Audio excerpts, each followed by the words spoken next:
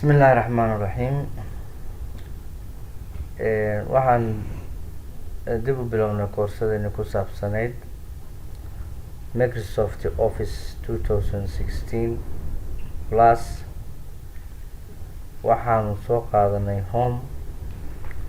Waxaanu maanta gelaynaa casharka sideedaad. Casharka sideedaad wuxuu ka bilaabmayaa waxaa la yidhaahdaa insert. waxaad tegeysaa waxaad ku ogaanaysaa adduunka sida hadda aada la socotaan waxaa laga dhigay wax la yidhaahdo ribbons. marka ribbonka aan maanta caawa isticmaalayna wuxuu noqonayaa insert. markaan galno waxaan kasii isticmaali doonaa pageka la yidhaahdo pages. table waxbaad ka aragteen oo casharadeena toddobaad ayuu ku saabsanaa. illustrations isagana waa arki doonaa. abis media linki commenty header and footer iyo texty iyo symbol iyaguna waa qaadan doonaa. casharadeena taxanaha ayay isugu jiraan. sidaa darteed halkan waxaa marka ugu horeyneynaa waxaa la yidhaahdo page cover, blank page iyo breaking page. insert waxaa ku jira iyadoo aada u baahan tahay inaad halkan breaking page ka isticmaasho ayuu mararka qaarkood wuxuu kuu kalifayaa inaad ka doonato another page, for example meel kale oo ku saabsan isla officeka dhexdiisa. aan u gudubno marka casharkeena cover page. horta cover page waxaa loo isticmaalaa buugta, riboorada badanaa lasoo saaro ama company ha ahaado ama hay-ada ha ahaadaan ama mawduucyo kale oo warbixino gaar ah oo kala duwan oo laga soo saaray noocii doontaba ahaatee. hadday beeraha noqoto riboor laga keenay, hadday noqoto badda iyo kalluumeysiga, hadday hay-adaha dawliga ay noqotaan buugaag ay soo saareen ama riboora ay soo saareen, haddii ay noqoto in company si khaasa uu wax usoo saaray. waxa kan marka halkan ka muuqdahay waa cover pageska aada isticmaaleysaan designkiisa.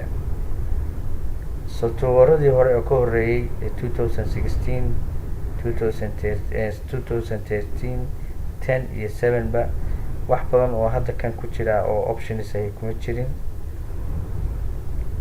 marka mid baa ka dooranaysaa. for example hadda kan oo kale aan doortay. halkan wuxuu ku yiri waxaa ku qortaa document title. waxaa layaa markaa reports. waxaa layaa reports of fishing.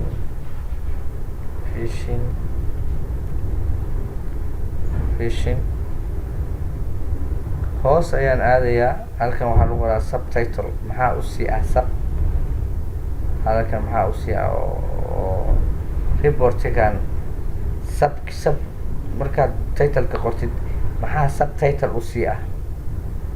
subtitleka wixii usii ah ayaad gelinaysaa. waxaa kaloo inoo xiga waxa la yidhaahdo blank page. waxaan ku arki karnaa oo keliya inaan ku dhufano blank page. markaynaa position dhan cusub oo aadan horey u joogin oo faaruq ah. waka blank page. mar walba aad tiraahdo blank page waxbaa kugu darsoomaya. tiraahdo blank page waxaa kugu darsoomay blank page. bog baa kugu darsoomaya. bog ayaa kugu sii darsoomaya. breaking pageka waxaa laga isticmaalaa pageska halakana. sidoo kale waxaa laga isticmaalaa page layout baa tegeysaa. waxaa leedahay breaking page. waxaa leedahay next page. ujeedada marka next page looga dhigayo breaking page waa maxay? for example waxaa kusoo baxay table tablekaas oo ballaaran adna qoraal caadi ah qoraysay oo caadi ah. tablekaas marka ma qaado partiodku waxaa laga yaabaa inuusan kuu qaadin. waxaad ka dhigaysaa landscape warqadda ku xigta warqadan landscape iga dhig. so markaa landscape baa ka dhigaysaa. kor haddaad tagto waa partiod ila fiiri